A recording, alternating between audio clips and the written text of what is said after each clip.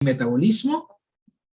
Para la realización pues, de esta actividad voy a dejarlos en la compañía del moderador, el doctor Roal Gómez. El doctor Roal Gómez es médico, internista, endocrinólogo y presidente de la Sociedad Venezolana de Endocrinología y Metabolismo. Con ustedes el doctor Roal Gómez. Adelante, Roal, los micrófonos son tuyos. Vale, Pastor, muchísimas gracias por la presentación. Y de verdad, muchas gracias al Grupo Leti por permitirnos nuevamente esta conexión webinar.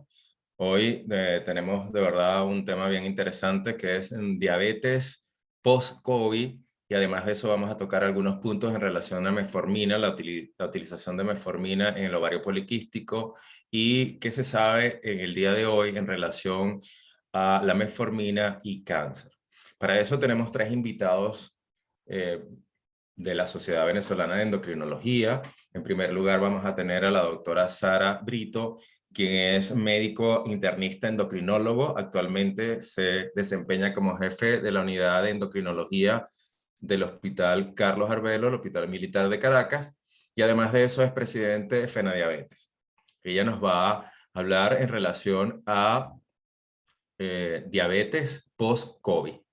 Luego tendremos a la doctora Isabel Feo a la Cruz, quien es médico endocrinólogo, es miembro del capítulo central de la Sociedad Venezolana de Endocrinología y Metabolismo. Además es la vocal también de la junta directiva de esta sociedad y forma parte del equipo del Hospital Enrique Tejera en Valencia. Y por último tendremos al doctor Gustavo Hernández, quien es médico internista endocrinólogo, egresado de la Universidad del Zulia y del posgrado de Mérida de endocrinología. Actualmente trabaja en Maracaibo en la unidad de endocrinología de la Sagrada Familia y nos va a hablar un poco sobre el efecto de la metformina en cáncer. Entonces, bueno, vamos a tener estos tres invitados y posteriormente al final pues haremos las preguntas pertinentes. Perfecto, vamos a comenzar y muy buenas tardes, espero lo disfruten.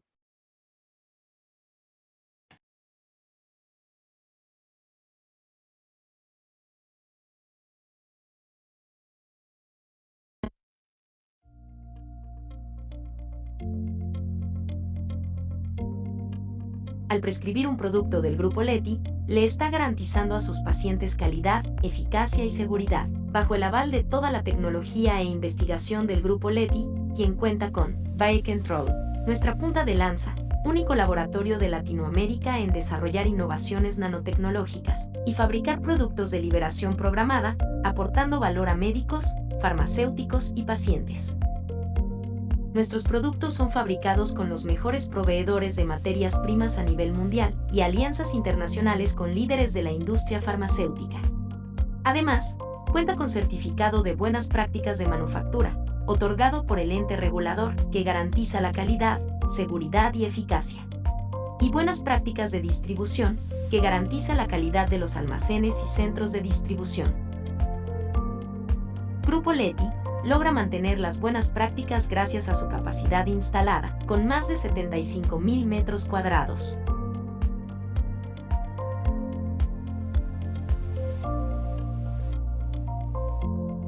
Grupo Leti cumple con los estándares internacionales emitidos por la OMS, a través de las buenas prácticas de farmacovigilancia, lo que nos permite detectar, comprender y actuar con la rapidez necesaria ante cualquier eventualidad relacionada con nuestros medicamentos.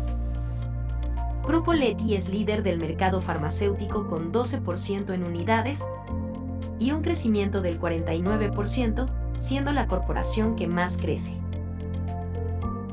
La línea cardiometabólica es líder en varios mercados, con marcas que son de referencias, tales como Asaprol, Azarac, Diotalol, Camphor, Sitaglizmet, Tensomax.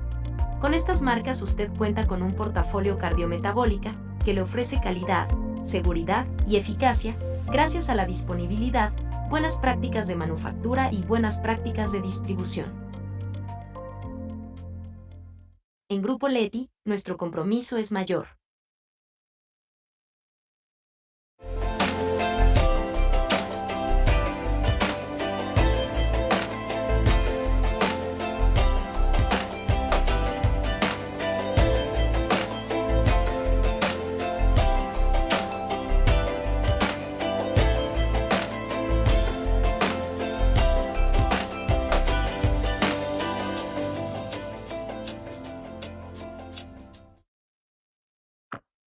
Hola, buenas tardes.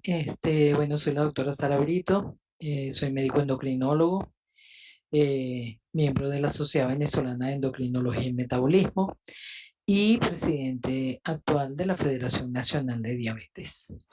Y bueno, quiero agradecer a la sociedad por la invitación para participar en este webinar y a Laboratorios Letis por el apoyo permanente que dan a estos eventos de educación médica continua. Bueno, me pidieron que les hablara hoy un poco sobre diabetes mellitus post-COVID, o qué es lo que podemos ver en estos casos.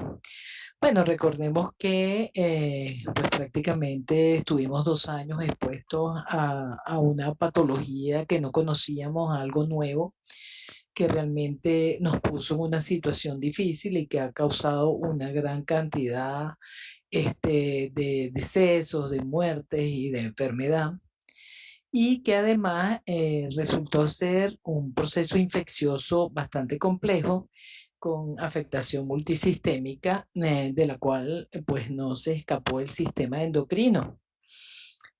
Bueno, esta lámina solo para recordar pues la estructura del virus, ¿okay? Del SARS-CoV-2, su estructura con esta proteína S, que es la que se acopla al receptor de la enzima convertidora de angiotensina 2 a nivel de la célula, que resultó ser pues el sitio que le permitía entrar a esta, también con la ayuda de la serina proteasa transmembrana tipo 2, que permite que después que el virus se acople a su receptor por un proceso de endocitosis entre las células y comienza a producirse la replicación viral.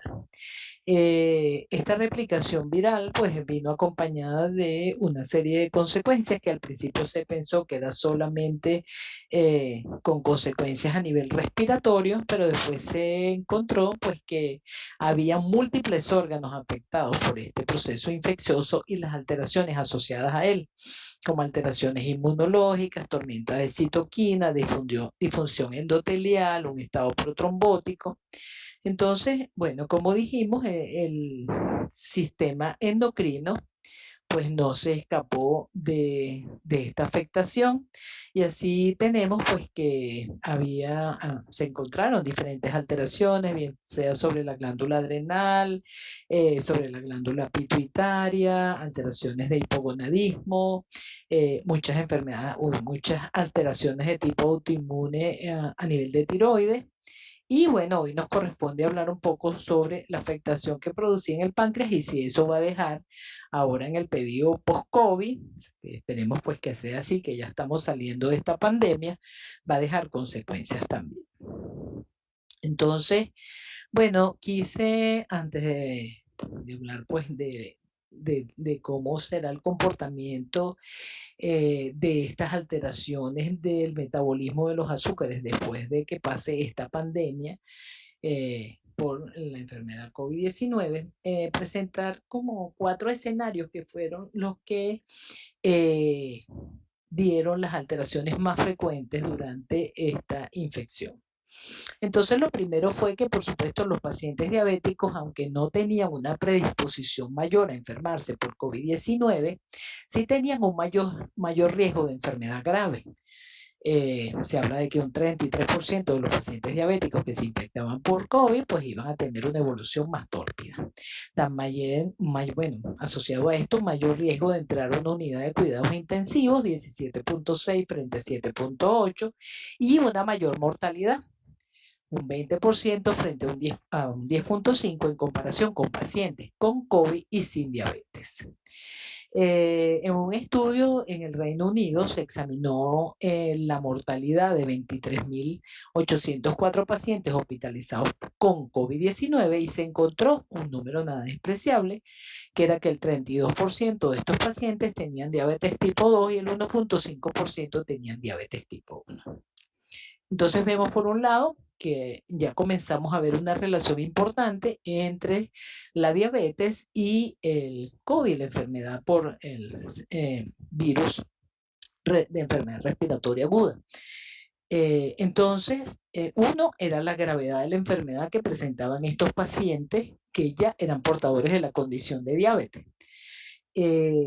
Los pacientes, además, portadores de la condición de diabetes, en general, se observó que desmejoraban de manera importante sus controles y experimentaban un empeoramiento de las complicaciones durante la enfermedad por COVID-19.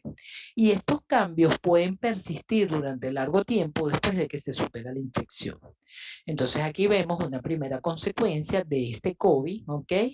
Que encontramos que en el periodo post-COVID va a haber, se va quizás a perpetuar de alguna manera la dificultad para el control y la agudización de algunas de las complicaciones de la diabetes en estos pacientes.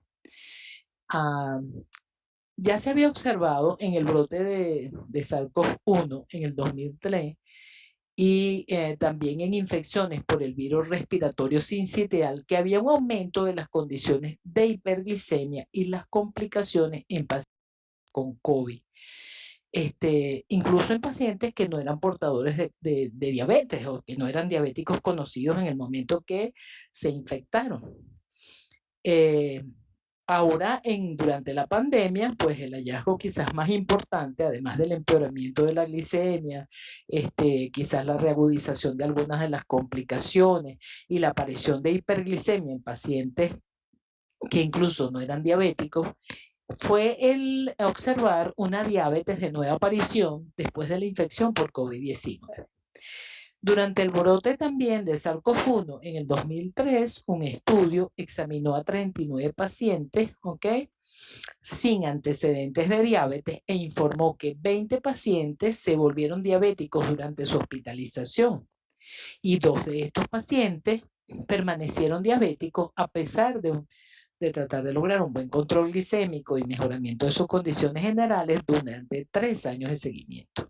Entonces, esto es un hallazgo importante porque nos sugiere que esta diabetes que aparece en el marco de la infección por SARS-CoV-2 puede incluso hacerse permanente en el tiempo, que es una cosa que todavía vamos a tener que hacerle un seguimiento durante mucho tiempo.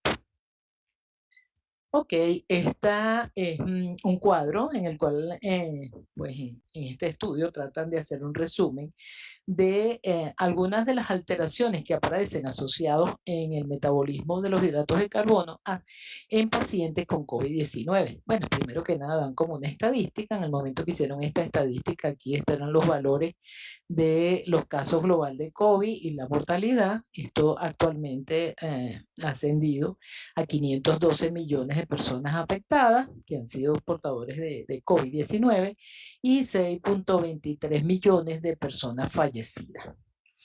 En estos pacientes que tuvieron COVID-19, la prevalencia de diabetes fue alrededor de un 33% y la mortalidad por diabetes en pacientes, la mortalidad en pacientes con diabetes y con COVID-19 estuvo entre un 22 y un 32%.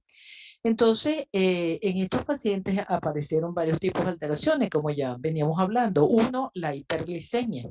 Hiperglicemia aguda durante la hospitalización por COVID, en la mayoría de los casos pacientes hospitalizados, incluso en pacientes que no eran diabéticos.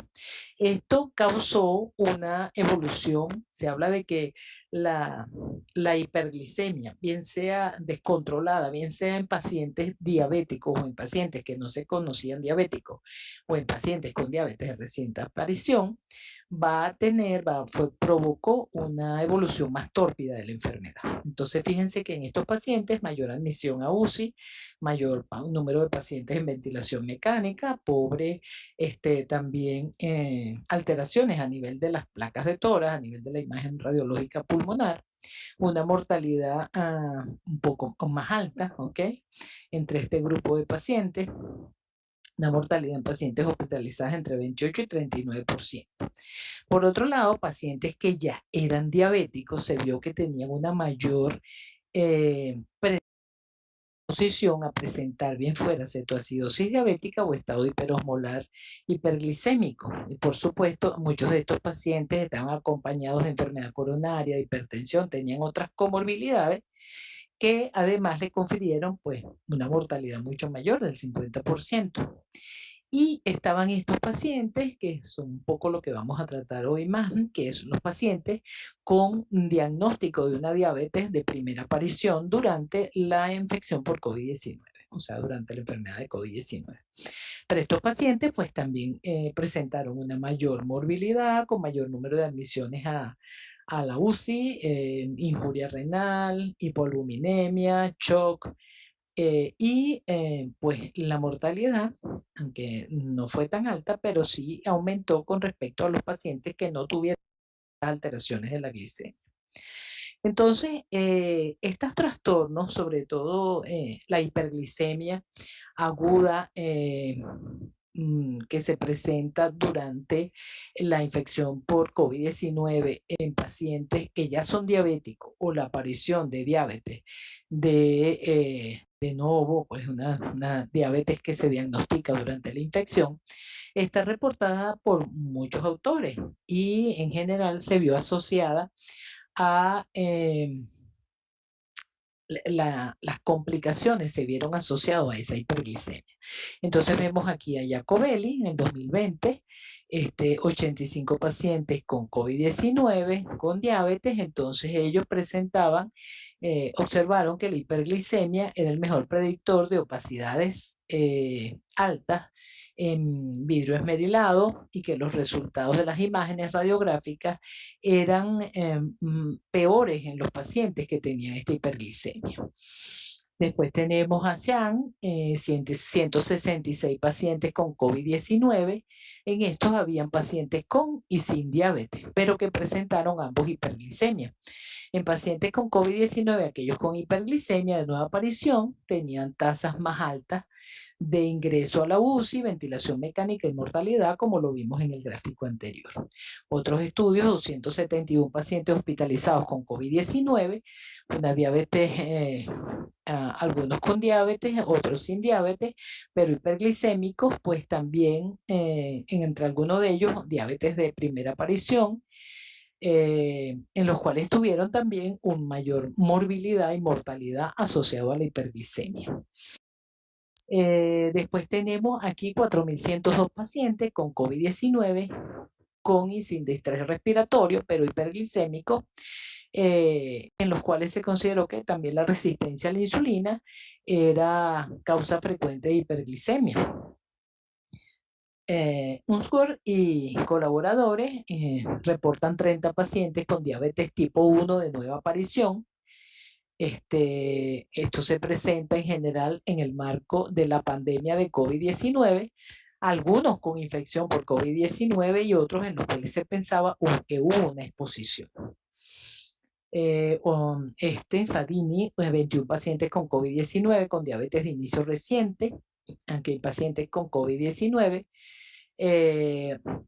pacientes que fueron diagnosticados con diabetes durante la infección, bueno, mayor mortalidad, mayor ingreso a UCI, como lo vemos en casi todos estos casos en los cuales o el paciente es diabético y presenta una hiperglicemia descontrolada durante la infección por COVID-19, o pacientes que no se conocían diabéticos y que debutan con una diabetes durante el proceso infeccioso. Entonces, entre los síntomas y quejas persistentes o comorbilidades que aparecen posterior al COVID, en esta gráfica, pues podemos ver que, bueno, hay muchos síntomas, ¿no? Quizás los más frecuentes: falta de aliento en la actividad, ansiedad, dolor de espalda, cansancio, tos, dolor en el pecho. Pero fíjense que también aparece diabetes que apareció después del COVID, aunque es un porcentaje pequeño, pero la gente lo reporta, ¿ok? O que su diabetes quedó, es de más difícil control después de que estuvo infectado por COVID. Entonces vemos que sí hay unas consecuencias a largo plazo de la infección del COVID, por la infección de COVID-19 para los pacientes, en el sentido de o diabetes de reciente aparición o descontrol de una diabetes ya preexistente. Entonces, en este gráfico plantea que hay algunas condiciones que pueden predisponer a este síndrome post-COVID o long COVID. En el caso de los pacientes diabéticos, que son pacientes quizás que no venían bien controlados de sus hiperglicemias, que tuvieron una hospitalización más prolongada y quizás estuvieron con asistencia de respiración, que tenían otras morbilidades, que tenían trastornos nutricionales o que tuvieron una recuperación muy prolongada.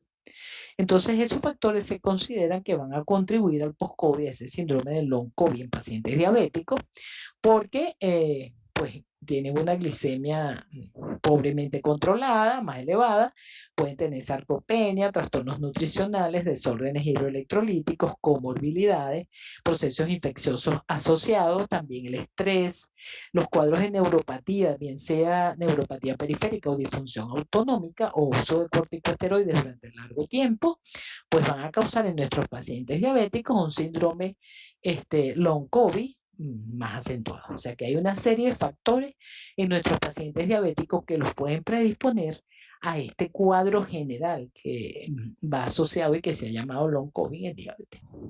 Entonces, las medidas correctivas que podemos aplicar, bueno, tratar de optimizar el control de la glicemia, en tener a un paciente bien controlado, que eso era, bueno, lo que hicimos en las recomendaciones que hicimos en conjunto la Sociedad IFENA Diabetes, un paciente bien controlado para si se infectaba por COVID ya tuvieran otras condiciones, una nutrición adecuada, balanceada.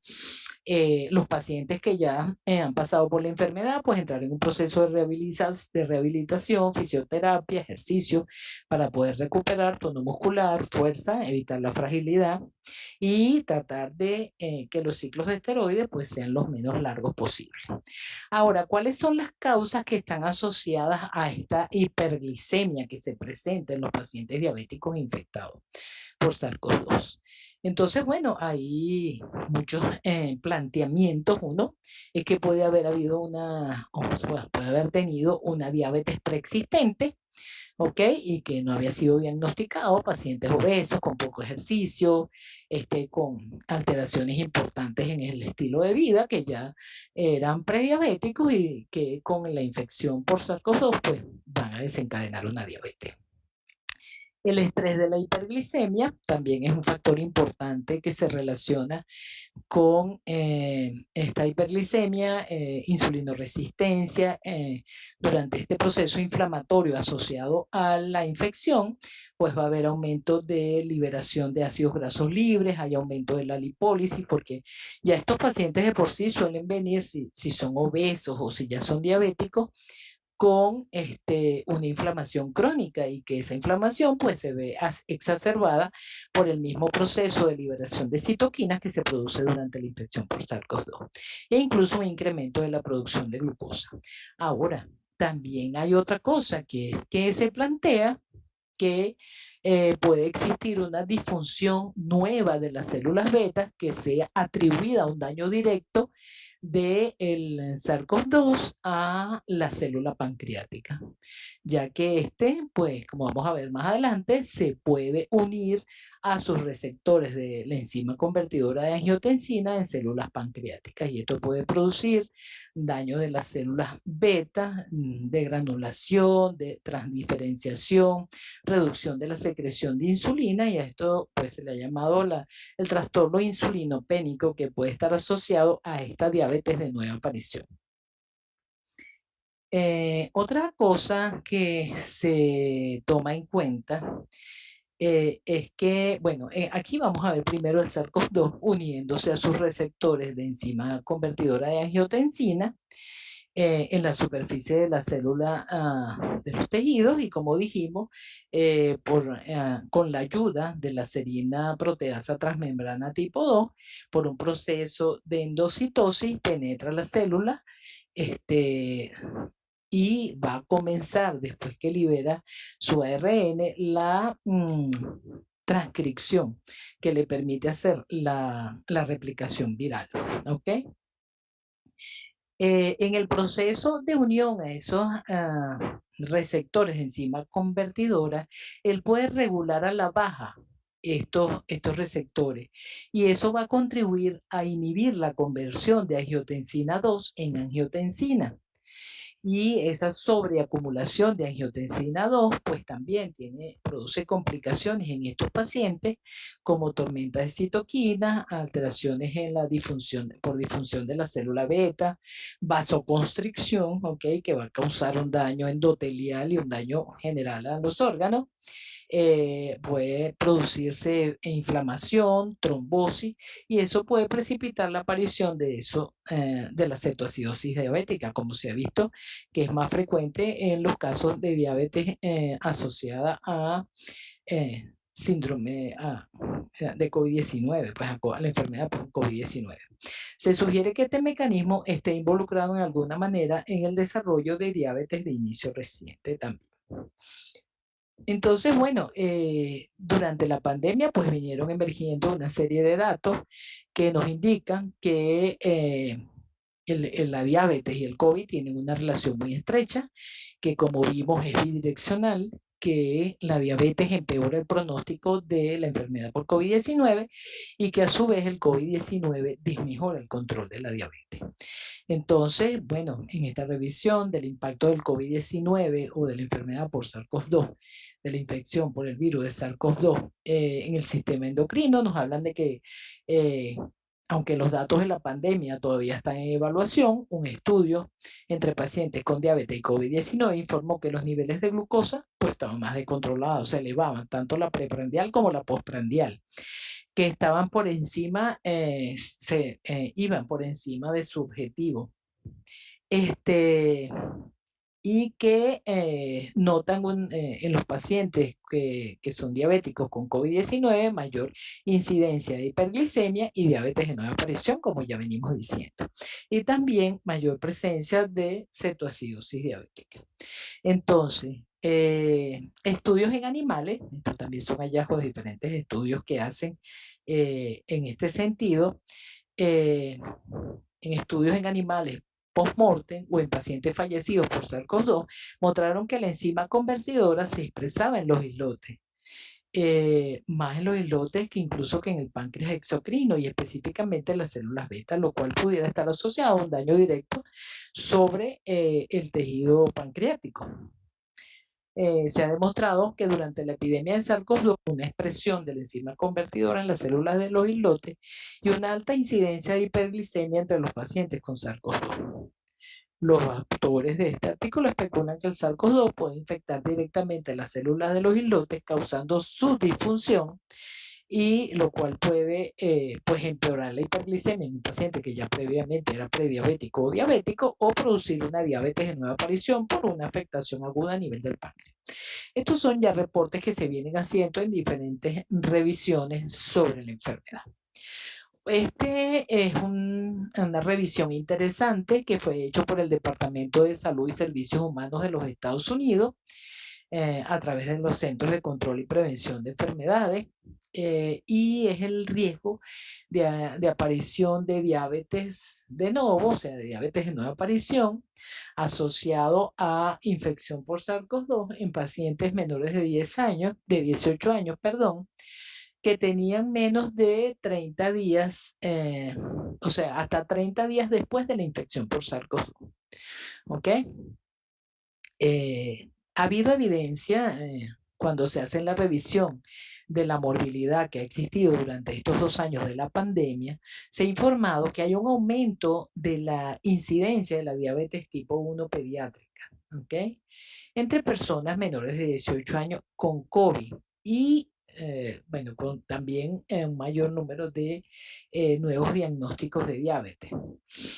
Se informó también que en el momento del diagnóstico de la aparición de esta diabetes tipo 1 durante la pandemia, hubo mayor asociación con que la presentación de estos casos se hiciera a través de una cetoacidosis diabética e incluso grave, pues muchas veces pacientes que estaban infectados por SARS-CoV-2 veían que había un agravamiento del proceso respiratorio. Y bueno, al evaluarlos encontraron que lo que estaba provocando esa dificultad respiratoria era muchas veces una cetoacidosis diabética. Se pensó en un principio que esto se debía a la demora en la búsqueda de atención para la diabetes por la misma situación de la pandemia. Sin embargo, la asociación observada de un mayor riesgo de diagnóstico de diabetes después de la infección no se explicaría por la demora en la atención. O sea, que primero se ha encontrado que hay un mayor número de casos que pareciera haber aumentado la incidencia de diabetes tipo 1 en el marco de la pandemia por SARS-CoV-2 y que además esa diabetes de nueva aparición en estos pacientes, ese debut estaba generalmente asociado a cuadros graves de cetoacidosis diabética. También se piensa pues que hay quizás un número de pacientes que debutan también con diabetes tipo 2 porque esta pandemia ha afectado de manera desproporcionada a los grupos minoritarios étnicos que se encuentran, que hacen vida en los Estados Unidos.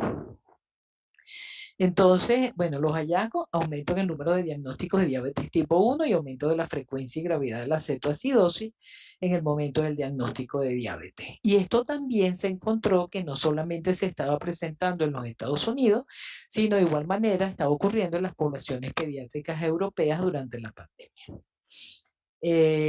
¿A qué podría atribuirse esa asociación entre diabetes y COVID? A los efectos de la infección, quizás por SARS-CoV-2 en los sistemas de órganos implicados en el riesgo de desencadenar una diabetes.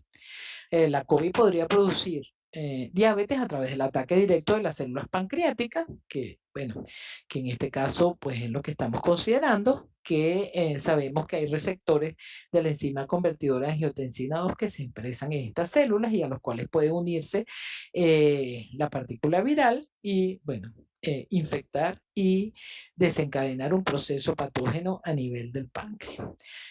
Por hiperglicemia de estrés, como también vimos, quizás asociado a la tormenta de citoquina, por alteraciones del metabolismo de la glucosa asociado al mismo proceso de la infección y en algunos casos quizás precipitación, pero no en el caso de diabetes tipo 1, sino pacientes también jóvenes que puedan haber tenido una prediabetes y que en la infección haya pues acelerado el proceso de aparición de la diabetes.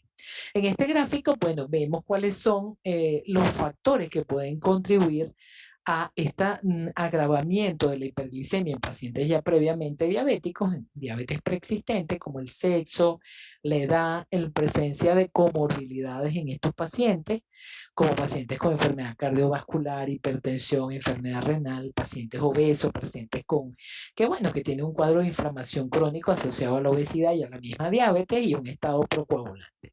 Entonces, todo eso hace que en este sentido de diabetes y COVID, esta relación que hay entre ellos, pues la diabetes pues tenga un peor pronóstico y se asocie a un descontrol exacerbado de la glicemia.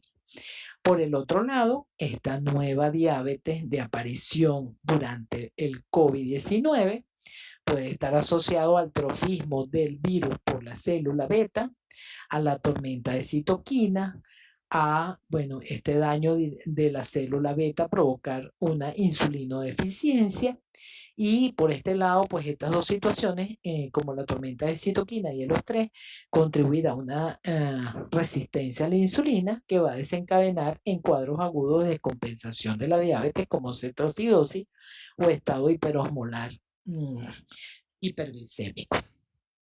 Este es un trabajo interesante que se hizo en la Universidad de Tulane, en New Orleans, Luisiana, en Estados Unidos.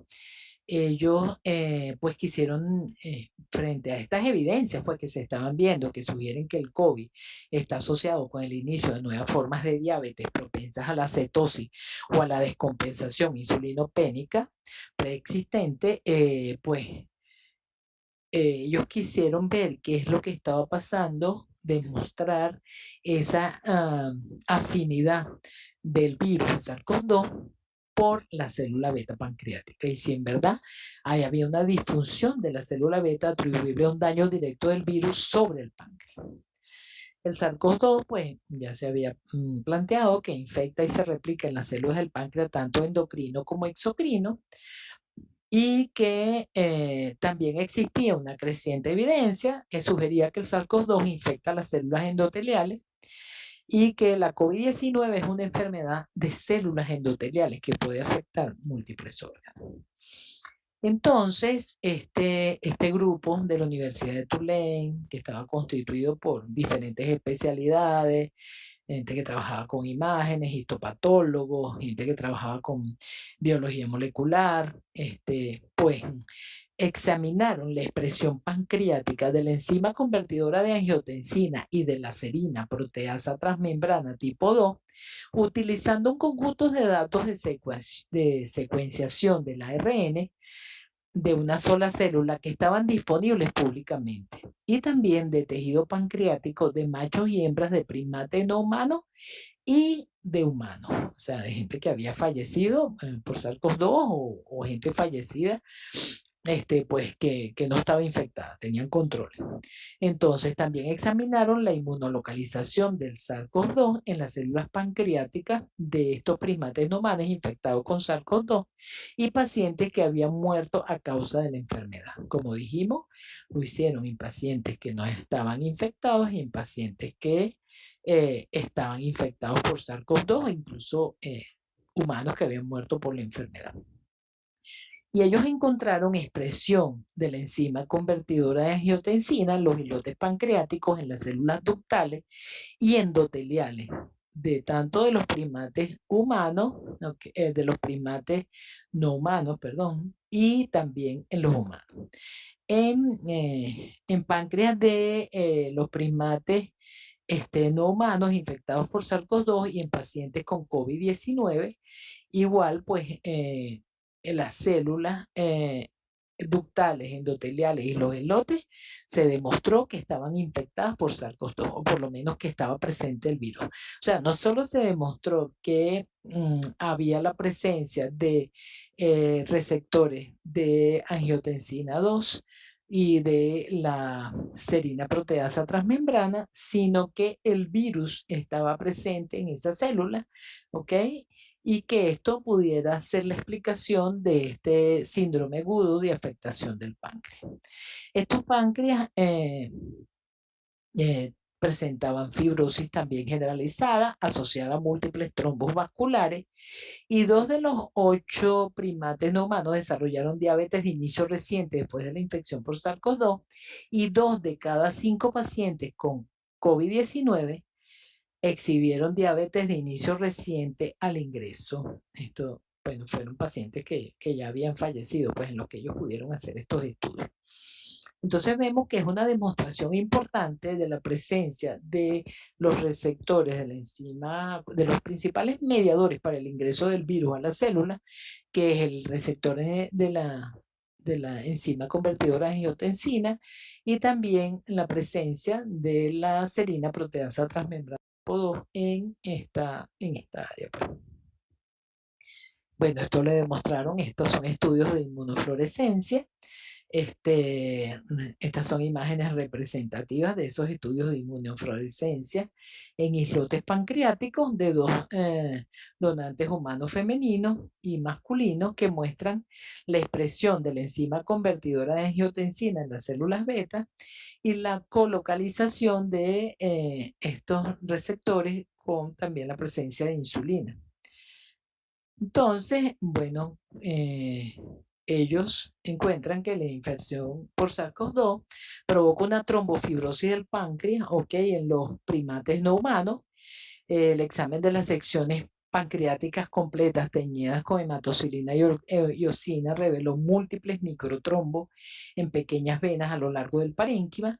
Las áreas trombóticas fueron más altas en los primates no humanos masculinos y femeninos infectados con SARS-CoV-2. O sea, porque ellos hicieron la demostración, acuérdense, tanto en los primates como en los humanos que no habían estado infectados y en los que habían estado infectados por SARS-CoV-2. Primero para demostrar que había la expresión del receptor y de la proteína transmembrana y claro, en los pacientes controles que no habían estado infectados, pudiera haber estas áreas trombóticas porque, por ejemplo, en los masculinos y femeninos ya fallecidos, pues estas biopsias fueron post-mortem. El SARS-CoV-2 infecta las células endocrinas, exocrinas y endoteliales de los humanos. Realizaron inmunotinción de SARS-CoV-2 y análisis histológico de secciones pancreáticas de autopsias adquiridas de pacientes que habían muerto por COVID-19, observaron la colocalización de el virus en múltiples células productoras de insulina, células beta y células de los islotes también no productoras de insulina. Y bueno, algunos de estos pacientes habían ingresado justamente con el diagnóstico de una diabetes de nueva aparición. En resumen, ellos ponen que el SARS-CoV-2 infecta las células de los islotes pancreáticos, ductales, también las células ductales y endoteliales, tanto en los primates no humanos, masculinos y femeninos, como en los humanos. En ambas especies, la infección por SARS-CoV-2 se asocia con endotelitis pancreática diseminada, microtrombofibrosis e hiperglicemia de inicio reciente, lo que sugiere que el COVID-19 produce una diabetes de inicio reciente. Entonces, bueno, unas conclusiones que quizás uno puede sacar de estos trabajos, aunque algo que todavía se está estudiando, es que existen varios mecanismos involucrados en la aparición o empeoramiento de la hiperglicemia en pacientes con SARS-CoV-2, bien sea que sean diabéticos o pacientes que no son diabéticos y que por mecanismos de estrés, de tormentas de citoquina, desarrollan hiperglicemia que pudiera ser transitoria. Hay varios informes que sugieren que el COVID-19 está asociado con diabetes de nueva aparición, con deficiencia severa de insulina, lo que plantea esta posibilidad que, bueno, parece evidente después de este estudio bastante completo que hicieron en la Universidad de Tulane, de que el SARS-CoV-2 pues se una a los receptores de la enzima convertidora de angiotensina a nivel de las células beta, a nivel de los conductos y de los islotes pancreáticos y produzca una disfunción aguda de la célula beta. Ellos demuestran que existe una expresión de estas dos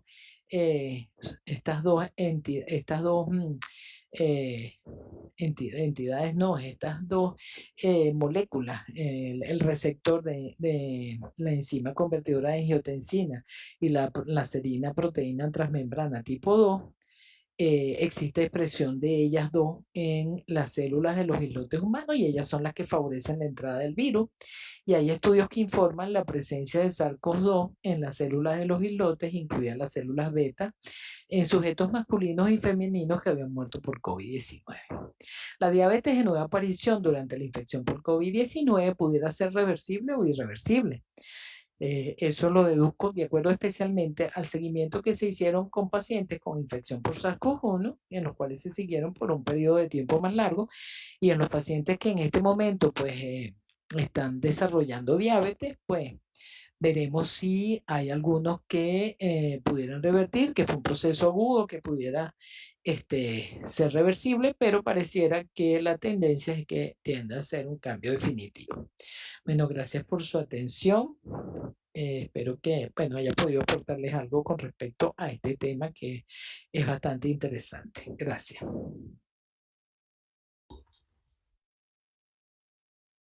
Hola, muy buenas tardes a todos.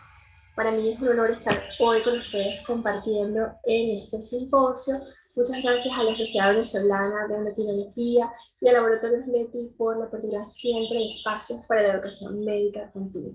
El día de hoy voy a estar hablando sobre los usos de metformina en el síndrome de ovario poliquístico. Y para ponernos un poquito en contexto, ¿qué es el síndrome de ovario poliquístico? Es una alteración endocrino-metabólica que afecta a 1 de cada 10 mujeres en el mundo y que se va a expresar sobre todo en la etapa reproductiva. Es muy importante saber por qué la metformina tiene un papel importante en lo que es el tratamiento del síndrome de ovario poliquístico, y lo vamos a ver porque a lo largo de la vida de esa paciente va a tener alteraciones y manifestaciones que incluyen la parte metabólica y que van a aumentar sus riesgos a lo largo de la vida para desarrollar patologías como diabetes tipo 2, hipertensión, dislipidemia, infertilidad, obesidad, entre otras condiciones que van a perpetuarse durante toda su vida y todas las etapas de esa mujer, y que se traducen en mayor riesgo cardiovascular, cáncer de mama, cáncer de diabetes. Es por eso que es bien importante entender que el síndrome de ovario poliquístico no solo se limita al ovario, sino que es una entidad endocrino-metabólica. Y ahora vamos a ver un poco la fisiopatología que vemos aquí. Vamos a ver que estas pacientes cursan con un porcentaje entre un 50 y 70% con resistencia a la insulina. Y esa resistencia a la insulina nos va a llevar a obesidad, dislipidemia, inflamación, cambios endoteliales y, por supuesto, mayor riesgo cardiometabólico. Estos pacientes cursan en un 40% con síndrome metabólico que posteriormente se traduce en hipertensión y diabetes tipo 2. Y es importante entender por qué tenemos que hacer un enfoque más allá del ovario, es que vamos a ver muchísimos procesos proinflamatorios involucrados que nos van a llevar a alteraciones y muchísimos genes que aún están en estudio para poder hacer una línea fisiopatológica en cuanto al síndrome de ovario poliquístico. Aquí podemos ver que existen múltiples genes involucrados, sobre todo en lo que es la resistencia a la insulina y cómo la resistencia a la insulina forma parte de inflamación y alteraciones en el tejido adiposo de estos pacientes. Entonces, cuando tenemos la fisiopatología, vamos a ver que hay un aumento en la resistencia a la insulina, alteraciones periféricas a la insulina, lo que vendría siendo las globulinas transportadoras de esteroides sexuales van a estar disminuidas, va a haber una elevación de andrógenos, va a haber liberación de citoquinas proinflamatorias que nos van a llevar a perpetuar todos estos síntomas y, por supuesto, afectación del eje hipotálamo hipófisis ovario en vista de estas alteraciones. Todo esto se traduce también en un estrés oxidativo y en una inflamación leve. Como podemos ver, las vías fisiopatológicas que están involucradas en la disfunción endotelial y, por supuesto, en el desarrollo de enfermedades cardiovasculares a lo largo de la vida de los pacientes con síndrome de ovario poliquístico, donde tenemos hiperinsulinismo, donde tenemos estrés oxidativo, y todo esto se va a traducir, por supuesto, en alteraciones. También se ha descrito alteraciones en la microbiota de estos pacientes que van a generar más resistencia a la insulina y alteraciones proinflamatorias. Entonces, ¿qué es importante aquí saber? La metformina va a tener un rol en el tratamiento, sobre todo pensamos que es en base a la resistencia a la insulina. Sabemos que el diagnóstico de resistencia a la insulina en este paciente lo vamos a hacer sobre todo clínico, en vista de que el gol estándar para hacer el diagnóstico realmente es un test que debe hacerse en un centro monitorizado y que no está al alcance de todos para poder realizarlo, que es la técnica del plan euglicémico, que es el estándar de oro. Entonces, básicamente utilizamos modelos más sencillos, como en este caso el OMA, donde hacemos un cálculo con los niveles de insulina basal en ayunas y glicemia en ayuna de la paciente para tener una aproximación y, por supuesto, los signos clínicos que podamos encontrar en esta paciente. ¿Cuál es el tratamiento? Las últimas guías de manejo del síndrome de ovario poliquístico nos hablan de que hay una evidencia baja de que la metformina, junto, por supuesto, con la primera línea de tratamiento, que es los cambios en estilo de vida, alimentación y ejercicio, pues va a tener un impacto sobre todo en pacientes que tengan obesidad, mejorando su peso y mejorando sus factores metabólicos. La metformina también puede indicarse en adolescentes que tengan alta sospecha de tener síndrome de ovario poliquístico con las características clínicas. Sin embargo, el nivel de evidencia en el guideline sigue siendo bajo. Sugieren utilizar más estudios para poder hacer una evidencia más fuerte o una recomendación más fuerte.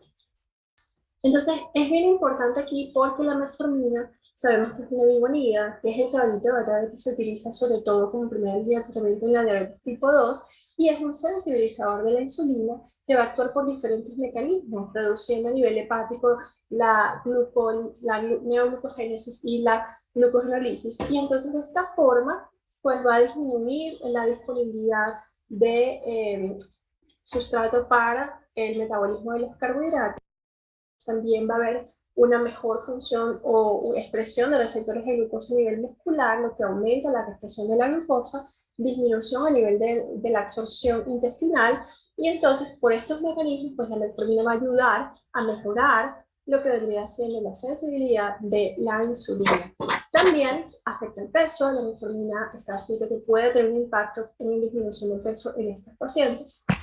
Y mejora también lo que es el perfil lipídico y el estrés oxidativo. Cuando hablamos de revisiones sobre el tratamiento que tenemos ahorita a la mano para las pacientes con síndrome de ovario poliquístico en el aspecto metabólico, pues tenemos básicamente una gran gama de tratamiento y en ellos está la metformina.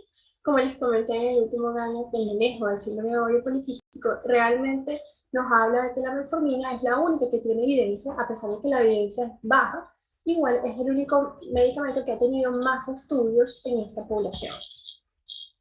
Y lo vamos a ver aquí, que los sensibilizadores de insulina van a mejorar el perfil metabólico de ese paciente, y vemos que aquí las ramas de estudio, vemos que la metformina, representando el punto de mayor tamaño, es en base a la evidencia, que hay múltiples trabajos que apoyan que la metformina pues, va a tener efectos beneficiosos sobre el metabolismo de los carbohidratos, en este caso la sensibilidad a la insulina, en pacientes con síndrome de ovario poliquístico. También podemos hablar un poquito entonces en el aspecto qué uso podemos tener de la metformina. La metformina solo nos va a impactar en la reducción o en la mejora del metabolismo de los carbohidratos, pero los estudios también nos dicen que tiene impacto, sobre todo, que tiene impacto también en los niveles de andrógeno de estos pacientes, y también vamos a evaluar lo que es en la fertilidad y ovulación y el tejido endometrial, el efecto de la metformina en los pacientes con síndrome de ovario poliquístico. En este trabajo nos hablan de que existen ARN marcadores o biomarcadores que nos pueden orientar a un aumento de riesgo de la diabetes tipo 2 en estos pacientes.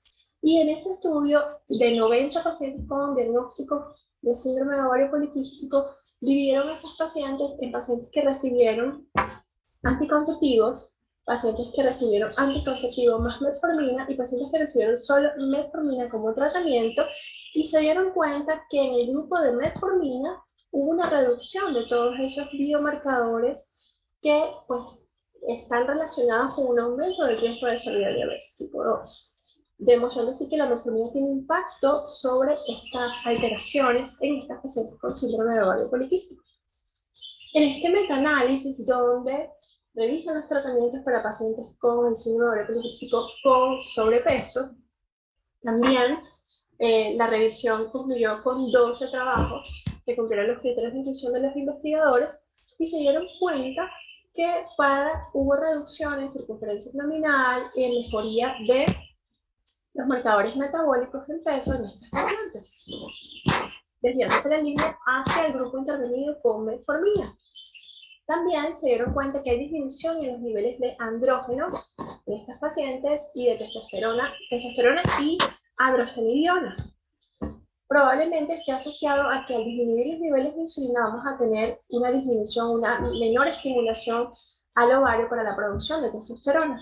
Pero sin embargo también se han investigado otras posibles vías donde la metformina pudiese estar también disminuyendo los andrógenos, no necesariamente solamente aumentando la sensibilidad a la insulina, sino por otros mecanismos que aún están en estudio. Aquí podemos ver en este metaanálisis donde nos habla que estos son un grupo de pacientes que recibieron tratamiento con metformina, y estas pacientes, como pueden observar, antes y después en su evaluaron sobre todo esta sustancia, el OXA10, y evaluaron cómo se comportaba el tejido endometrial a través del dióxido, tanto en la fase secretora como en la otra fase, en la fase del endometrio. Se dieron cuenta que con el tratamiento con metformina pues mejoraba y se acercaba más a la realidad. La línea gris es la línea de pacientes sin síndrome de ovario poliquístico. Ven que previo al tratamiento con metformina pues había una alteración a nivel endometrial, y posterior al tratamiento con metformina se acerca un poco más a las manifestaciones normales del endometrio como tal. Entonces sí hay algún impacto de la metformina sobre el tejido endometrial, y esto también hablaría los múltiples estudios que nos dicen que la metformina mejora la ovulación a través de la calidad ovocitaria, y también tiene un impacto en el endometrio, porque muchas veces estos pacientes no solo tienen una baja tasa de fertilidad por la ovulación, sino también una alta tasa de abortos, y que están asociados a cambios a nivel endometrial. En esta revisión de Cochrane, que nos habla sobre el uso de metformina en lo que vendría siendo tratamientos de fertilidad de alta complejidad, como su inseminación in vitro, Y en este estudio se dieron cuenta que, vean que revisaron múltiples estudios donde evalúan la población, el número de participantes, el grado de evidencia en todo es bajo o muy bajo, y se dieron cuenta que la metformina no tiene un impacto directamente en protocolos cortos con GnRH agonista, pero que sí puede mejorar la tasa de embarazo en protocolos largos con GnRH agonista. Puede haber una reducción de lo que vendría siendo el síndrome de hiperestimulación ovárica que pueden cursar estas pacientes. Sin embargo, no hubo significancia estadística para la disminución de abortos, ni para protocolos cortos no aumentó la tasa de nacidos vivos en estas pacientes. Aquí lo podemos ver en el grupo que recibió metformina placebo. Esto es lo que vendría siendo a la tasa de nacimientos vivos en este paciente o de embarazo, y vemos que pues se mantiene cerca de la línea media. Sin embargo, hay estudios que están a favor de que con la metformina podemos mejorar la tasa de embarazos en estas mujeres. Y para concluir, pues la metformina es un medicamento con muchas características beneficiosas, tiene algunos efectos adversos, sobre todo en la esfera gastrointestinal, y lo importante aquí es saber cuál es la indicación ideal para estos pacientes, que no solo va a ser para disminuir sus índices de insulina o mejorar el metabolismo de carbohidratos, sino que también va a tener impacto a nivel ovárico, va a haber una disminución de andrógenos que va a garantizar de esta forma que esas pacientes presenten ovulaciones y puedan regresar a ciclos menstruales regulares por múltiples mecanismos. La evidencia del síndrome de ovario poliquístico sigue siendo una evidencia de baja. Se requieren múltiples estudios para poder llegar a un manejo adecuado con un nivel de evidencia superior. El síndrome de ovario poliquístico representa un riesgo metabólico para la vida de la mujer. La primera línea de tratamiento siguen siendo los cambios en el estilo de vida, promoviendo la alimentación saludable, ejercicios y cambio de conductas. El nivel de evidencia actual es bajo, sobre todo a nivel de tratamiento farmacológico, y pues requerimos realizar estudios controlados de mayor número de población para poder llegar a conclusiones de evidencia científica mejores. Bueno, muchas gracias. Hasta luego.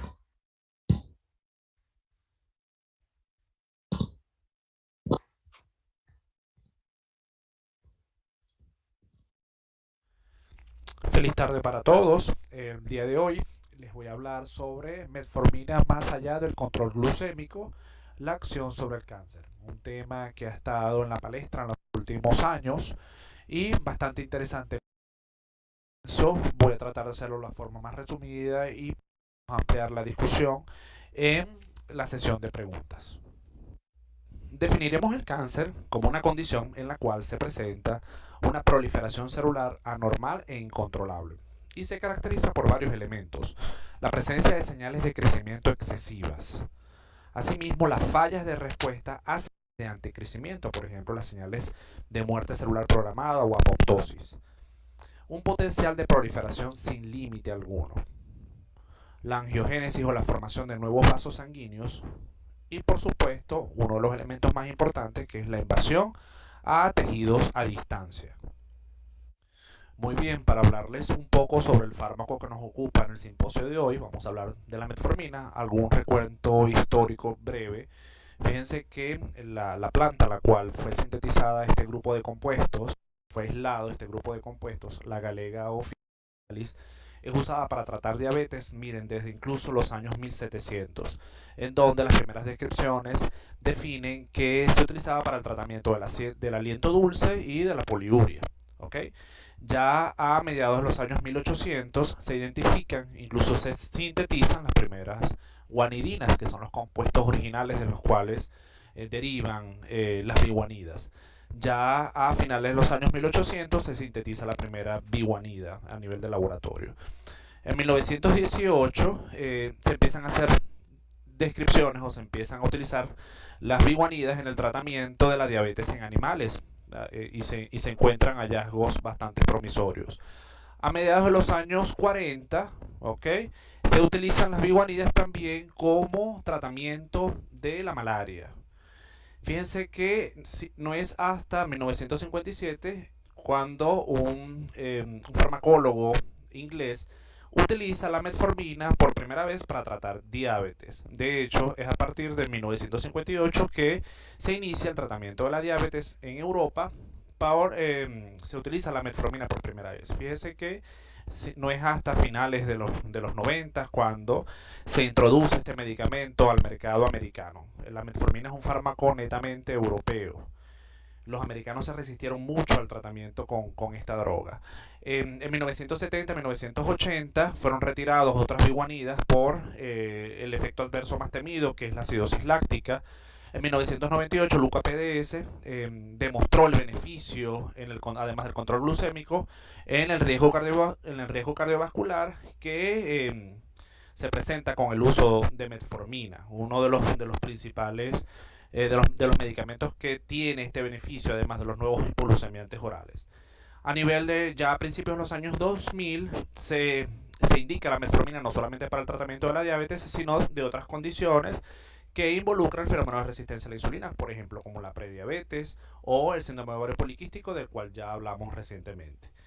En el 2005 la IDF ya recomienda el uso formal de metformina en el tratamiento inicial de la diabetes tipo 2. De hecho, es el fármaco de primera línea, continúa siendo el fármaco de primera línea el tratamiento de esta condición. Y fíjese que en el 2008 un brazo posterior de Luca PDS pues sigue determinando que se mantiene el riesgo, se mantiene la reducción del riesgo cardiovascular con el uso de metformina. En las últimas décadas de investigación, en las últimas décadas de investigación epidemiológica en diabetes, se puso en evidencia el hecho de que existen ciertas formas de cáncer, ciertas formas de neoplasia que son más frecuentes en pacientes con diabetes, sobre todo en pacientes con diabetes tipo 2. Se ha demostrado la asociación entre diabetes y cáncer colon rectal, cáncer de endometrio, cáncer hepático. Y bueno, esto había sido explicado por el hecho de que comparten factores de riesgo. La obesidad, el sedentarismo, el consumo de bebidas alcohólicas, de alimentos procesados, ambos factores de riesgo explican el desarrollo de ambas entidades. Sin embargo, en el desarrollo de estos estudios epidemiológicos también se puso en evidencia el factor de protector que ejerce la metformina sobre el desarrollo de ciertos tipos de cánceres. Entonces, fíjense, en este estudio, uno de los estudios más emblemáticos que primera vez demostró este elemento, un estudio del 2019, entonces se trataba de un estudio observacional que incluyeron pacientes con diabetes, usuarios de metformina que tenían aproximadamente 10 años usando metformina, versus pacientes con un tiempo incluso similar de su diabetes, pero que nunca habían usado metformina. Ambos grupos de trabajo, esto es un estudio observacional, ambos grupos de estudio de aproximadamente 4.000 pacientes. Entonces, fíjense que el diagnóstico de cáncer se observó en 7,3% de los pacientes que usaron metformina versus casi 12% de los pacientes que nunca usaron metformina. Entonces, fíjense las diferencias significativas entre grupos. De hecho, se demostró que aquellos pacientes que usaban metformina, que sí desarrollaron cáncer, estos 7,3% de pacientes, lo hacían hacían tiempo a cáncer en años posteriores. Por ejemplo, 3.5 años versus 2.6 en aquellos pacientes que nunca usaron metformina. Y es lo que demuestra esta gráfica acá a la derecha. El tiempo libre de cáncer es superior entre usuarios de metformina versus pacientes que nunca usaron metformina.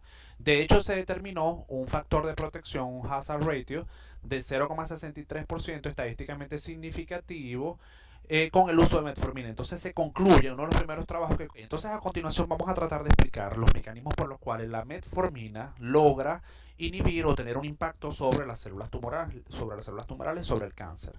La metformina es una molécula hidrofílica, por lo cual necesita transportadores celulares para entrar en la célula. Lo hace a través del transportador de cationes orgánicos.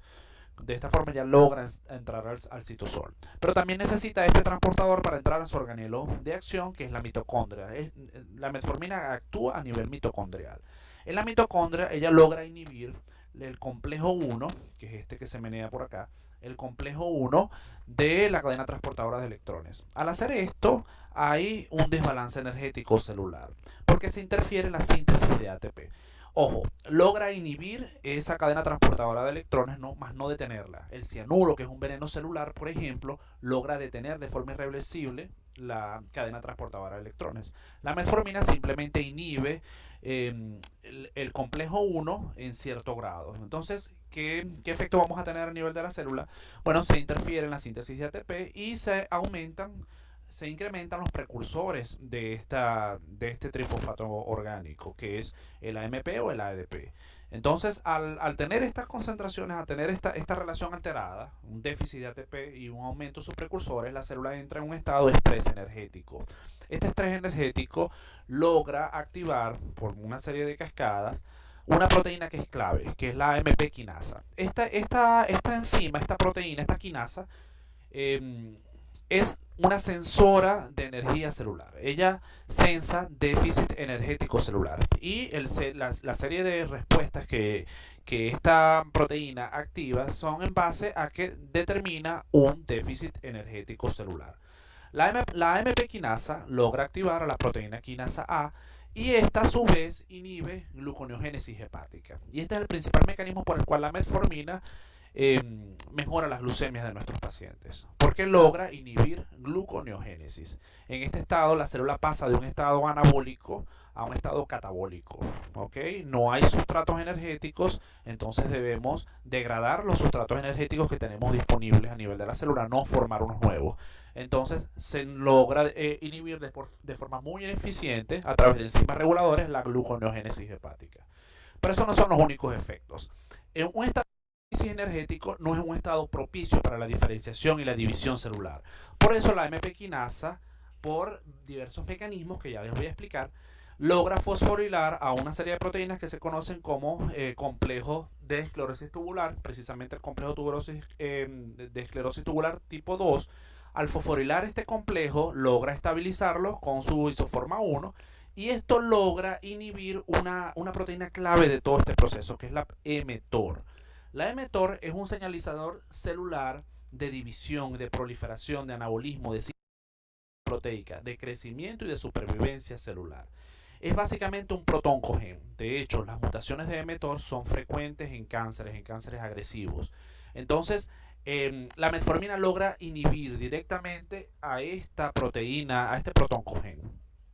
Es uno de los mecanismos principales por los cuales la metformina logra la inhibición tumoral. Entonces, al inhibir el mTOR, lo hace a través incluso de varias vías, porque también logra activar a una proteína que es sumamente importante, que es la P53, también conocida como guardián del genoma. El guardián del genoma o la P53 también logra inhibir de forma directa a la respuesta mTOR o a la cadena mTOR. La AMP quinasa también, a su vez, logra inhibir una proteína que es la ciclina D1. La ciclina D1, al estar inhibida, al estar fosforilada, interfiere con el ciclo celular, detiene a la célula en una fase G1, ¿okay? Logra un arresto celular. Entonces, por estos mecanismos directos, la metformina logra la inhibición tumoral.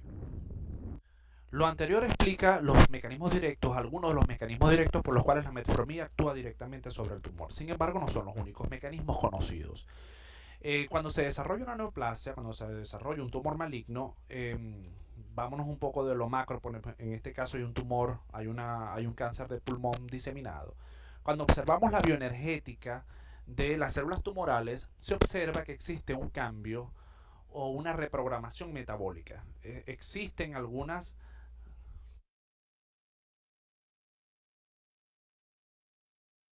Esta reprogramación metabólica, de la cual les hablé en la lámina anterior, es la expresada por el efecto Warburg.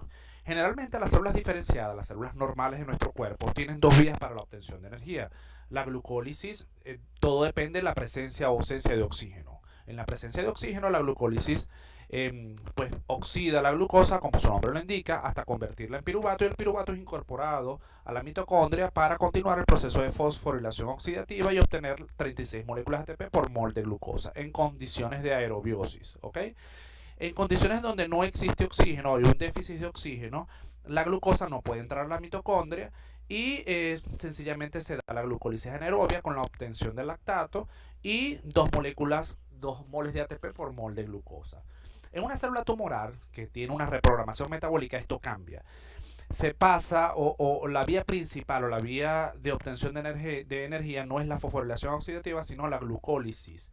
La glucólisis aeróbica, porque hay presencia de oxígeno, sin embargo la glucosa o el piruvato no entra en la mitocondria. Esto pasa tanto en las células tumorales, en las células cancerígenas y en los tejidos que expresan proliferación importante como las células embrionarias. ¿Por qué se da este mecanismo?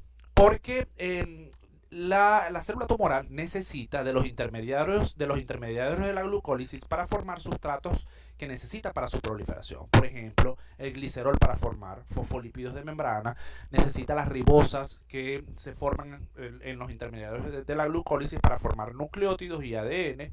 Necesita sustratos de la glucólisis que son esenciales para la diferenciación o para la reproducción celular. Esto trae como consecuencia el consumo de grandes cantidades de moléculas de glucosa. La célula tumoral es una célula que consume grandes cantidades de glucosa. Ella cambia la calidad de la formación de energía por la cantidad. Es una célula que es altamente dependiente de glucosa. El lactato que se forma difunde al microambiente tumoral y logra efectos también. Se ha determinado que el lactato es una molécula inmunomoduladora.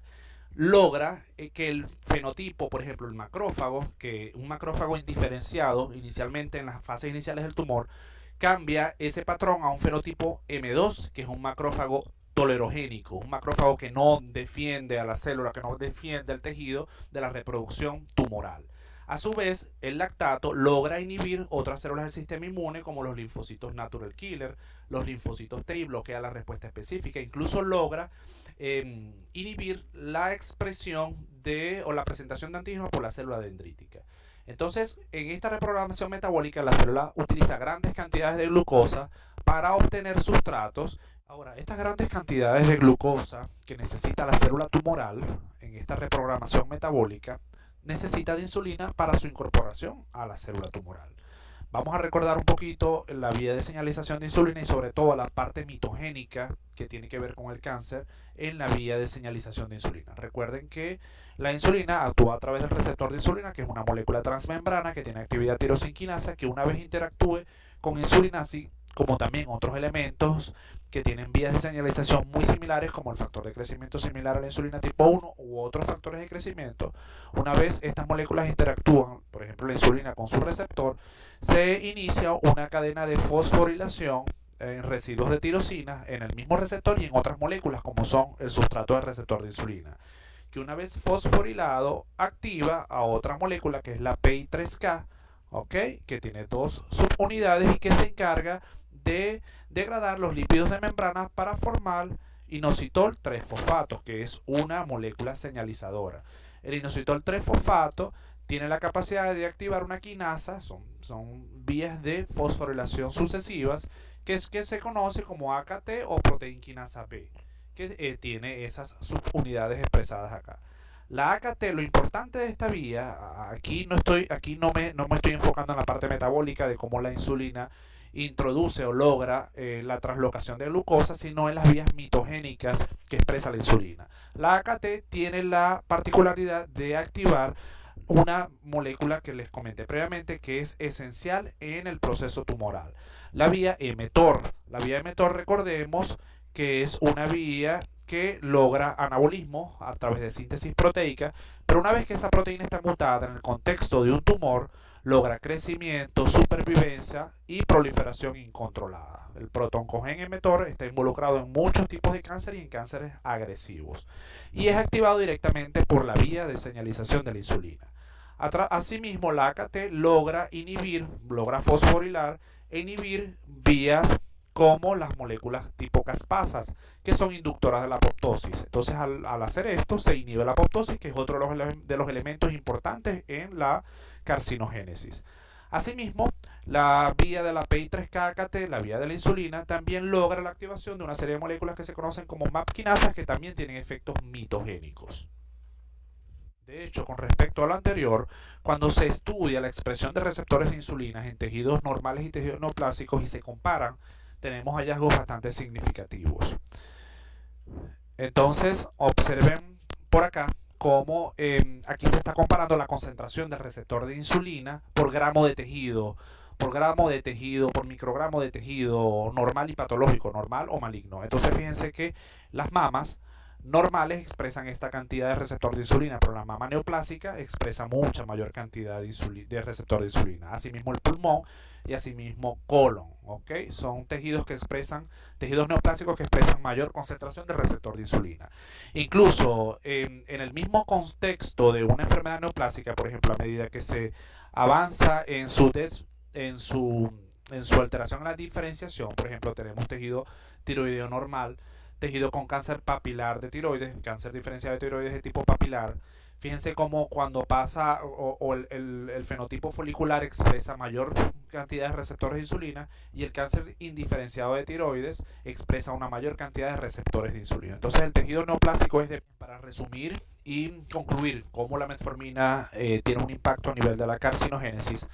Podemos definir que la metformina tiene efectos directos a través de la inhibición de la vía del mTOR, que lo hace de forma directa a través de la activación de la AMP quinasa, pero también tiene mecanismos indirectos o metabólicos por los cuales logra la remisión o la mejoría o evita la progresión de la tumoración maligna. Entonces, como les comentaba, el efecto directo pues depende de la activación de la proteína AMP quinasa y esta proteína directamente inhibe al protoncogen mTOR, y de esta forma podemos lograr una disrupción tumoral. Esa es la vía directa. Pero ahora, la vía indirecta por la cual la metformina logra mejoría o evita la tumorogénesis es a nivel metabólico, básicamente actuando a nivel del hepatocito por las vías que ya les comenté previamente e inhibiendo la gluconeogénesis. Al inhibir la gluconeogénesis vamos a tener mejoría de los valores de glucosa, un descenso en las concentraciones sistémicas y tumorales de glucosa y por supuesto de insulina.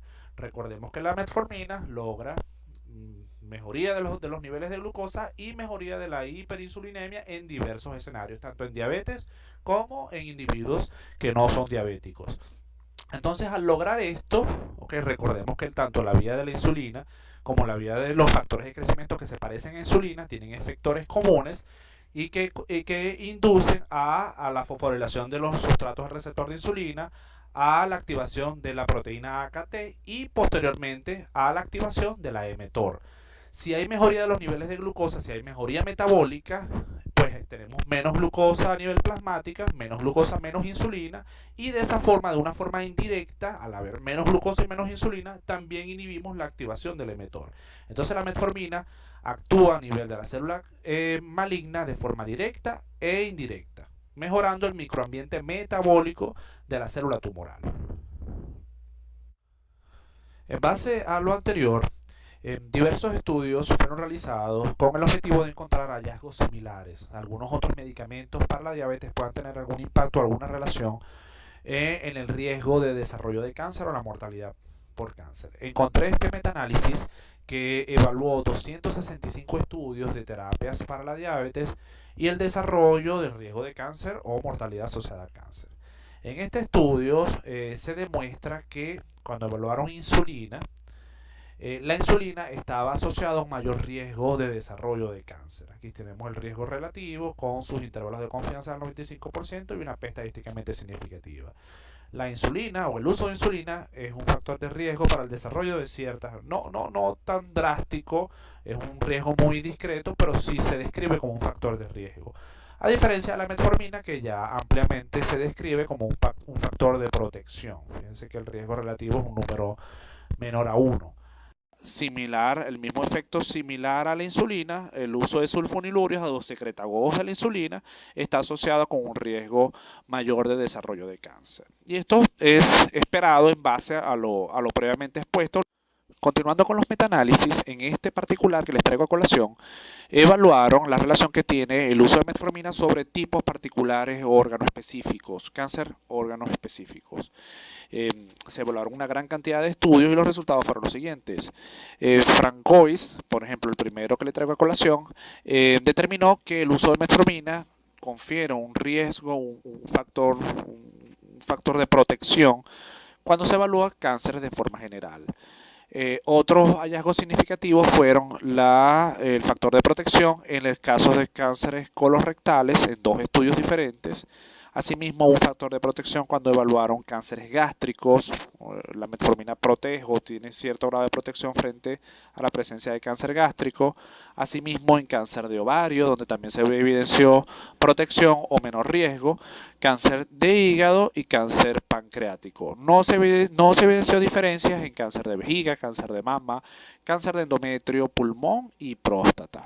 Hay que también puntualizar diversas limitaciones de este metaanálisis.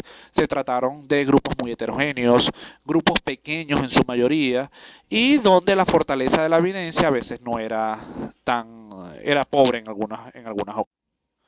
Uno de los elementos más atractivos como hallazgos en el uso de la metformina en los pacientes con cáncer, con patología neoplásica, es el hecho de que se ha evidenciado mayor tendencia con el uso de la metformina a menores tasas de recaídas. Y esto lo expresa el siguiente gráfico, en el cual se demuestra o se hipotetiza de que la metformina actúa sobre las células madres o progenitoras de la patología maligna, que son estas células que se dibujan en rojo. Estas células tienen la capacidad de formar una tumoración nueva con una escasa cantidad celular. Es decir, si se permiten que queden después del tratamiento 1 o 2 células de este tipo, células progenitoras, el tumor fácilmente puede recaer, el paciente puede tener una recidiva. Se ha demostrado que la metformina actúa directamente sobre estas células progenitoras por mecanismos aún no conocidos del todo. Entonces, el paciente que usa, concluyendo, entonces podemos resumir los efectos que tiene la metformina sobre la patología maligna. Se ha demostrado en los estudios, por supuesto, faltan muchos estudios más con diseños que nos permitan reproducir estos efectos a una mayor escala, pero hasta los momentos las líneas de investigaciones han demostrado o han evidenciado que la metformina logra reducir la incidencia de cáncer, logra reducir la mortalidad por cáncer, porque asimismo se ha demostrado que incluso puede lograr reducir la malignidad de ciertas formas tumorales.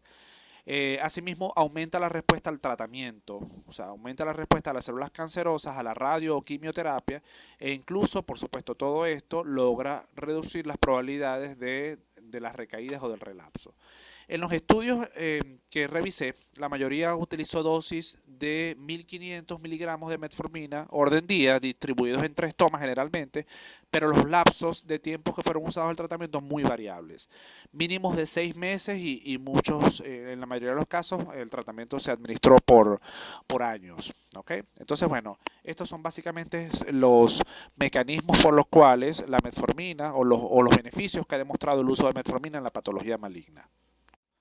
Bueno, ya para concluir, leemos este fragmento que comenta que existen evidencias científicamente fundamentadas del valor multifacético, pleiotrópico y redundante de la metformina como antineoplásico, tanto en personas con diabetes tipo 2 como en las que no padecen. El efecto protector de este fármaco está involucrado en la prevención del proceso tumoral y en la eliminación de células cancerosas por diferentes mecanismos, tanto directos como indirectos, celulares e inmunológicos.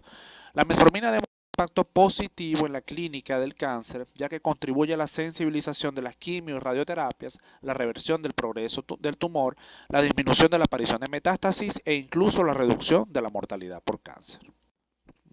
Por su atención, muchas gracias.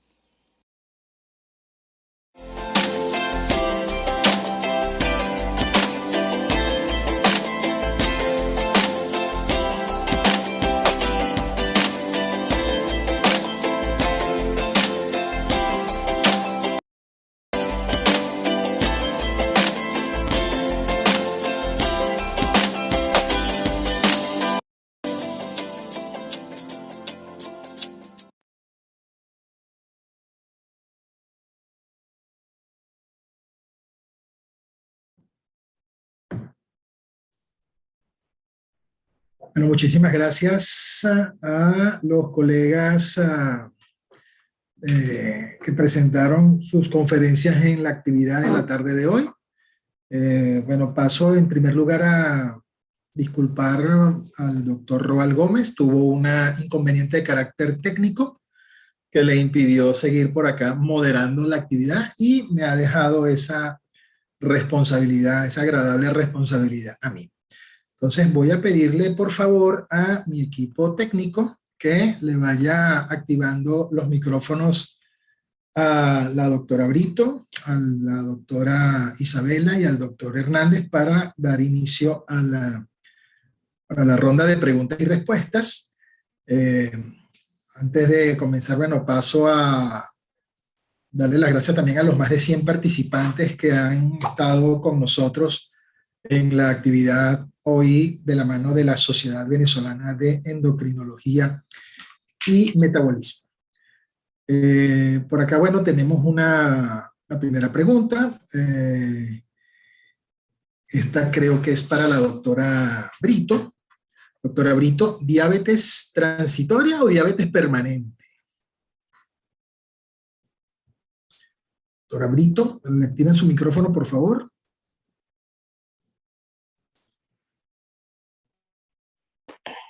Así es, tenía el micrófono cerrado.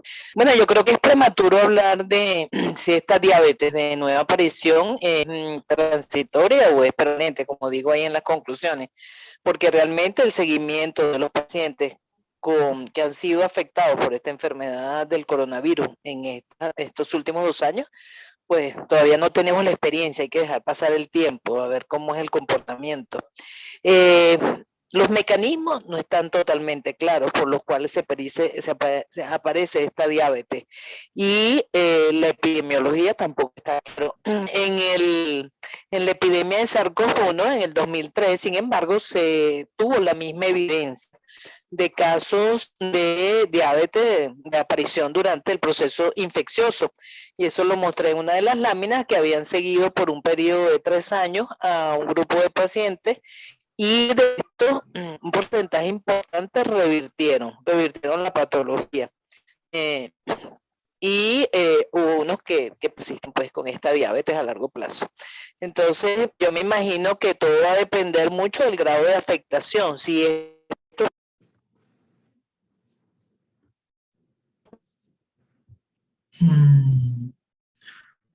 Bueno, doctora Brito, está con un nosotros. daño directo, como se ve, y esto produce un daño definitivo a nivel de la célula, pues puede permanecer el tiempo.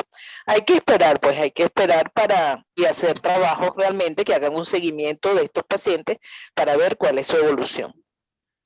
Sí. En los casos de aparición de diabetes tipo 1 se comentaba que está poco documentado que media el proceso inmunológico, pues casi ninguno de los pacientes, no hay trabajos grandes publicados que hablen de que se le haya hecho anticuerpos a estos pacientes. Entonces, pareciera ser que fue un daño directo hasta ahora lo que se tiene y de acuerdo a tantos trabajos que se han hecho, donde se han hecho estudios histopatológicos, que pudiera ser por el daño directo del virus a nivel de la célula pancreática. Pero claro, median otros factores como la tormenta de citoquina, el uso de esteroides durante la hospitalización. Hay muchos mecanismos involucrados. Perfecto. Ciertamente con el tema COVID es un aprendizaje constante a lo largo de estos, bueno, ya poco más de 2 años de pandemia. Y aprovechando pues su respuesta por acá, creo que esta es otra pregunta para usted. ¿Qué tiempo se debe esperar posterior a COVID para realizar prueba de tolerancia a los carbohidratos en caso pues de que esto sea necesario? Bueno, todo va a depender de si el paciente realmente tuvo trastornos del control de la glucosa durante su hospitalización. Hay un buen porcentaje de pacientes que sin ser diabéticos, solo por el estrés de la enfermedad, por el proceso infeccioso y por el uso de esteroides intrahospitalarios, pueden desarrollar hiperglicemia que muy seguramente va a desaparecer después de que pase el proceso infeccioso. Claro, si alguno de estos pacientes se tiene ya documentado que tuvieron esa hiperglicemia y además tenía factores de riesgo para el desarrollo de diabetes tipo 2, por ejemplo, bueno, se pudieran evaluar. Posteriormente, el Centro de Control de Enfermedades en los Estados Unidos habla de una diabetes post-COVID cuando aparece dentro de los 30 días posterior a la aparición de la infección. A la aparición de la infección. Entonces, yo pienso que, bueno, esperar esos 30 días, quizá como se hace con la diabetes gestacional, que ya los cambios agudos hayan desaparecido, y si uno considera que por haber presentado una hiperglicemia que fue transitoria durante la hospitalización, durante el uso de esteroides, y que ese paciente tiene factores de riesgo, pues yo creo que sería válido evaluarlo, pues, quizás después de unos 30 días. Perfecto, perfecto. Por acá, otra de las preguntas nos menciona si existe algún marcador inflamatorio que sea predictor de diabetes post-COVID.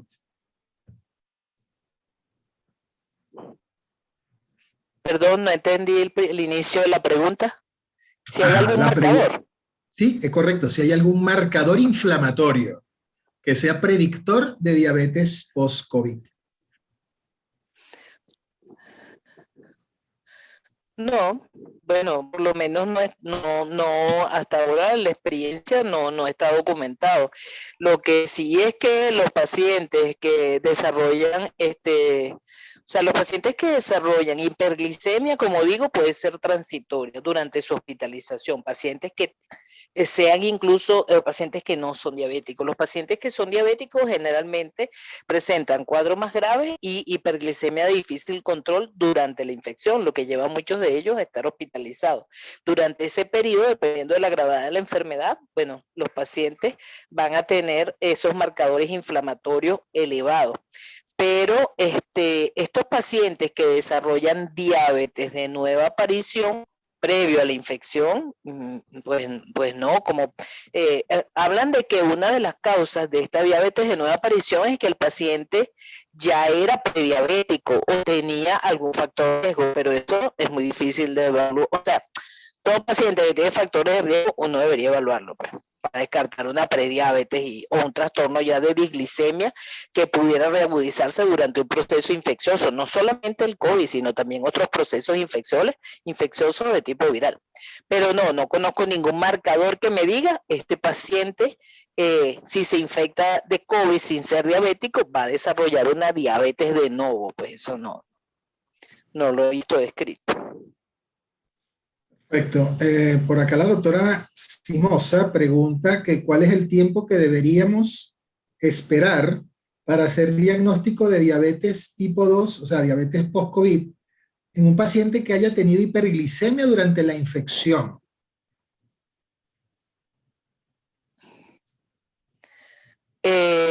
Bueno, precisamente se ha planteado que para hablar de diabetes post-COVID, la enfermedad debe aparecer durante el proceso infeccioso o en los primeros 30 días posterior a la infección. Durante ese periodo, si el paciente no era diabético y aparece como diabético, pues se puede considerar que es atribuible a la enfermedad por coronavirus.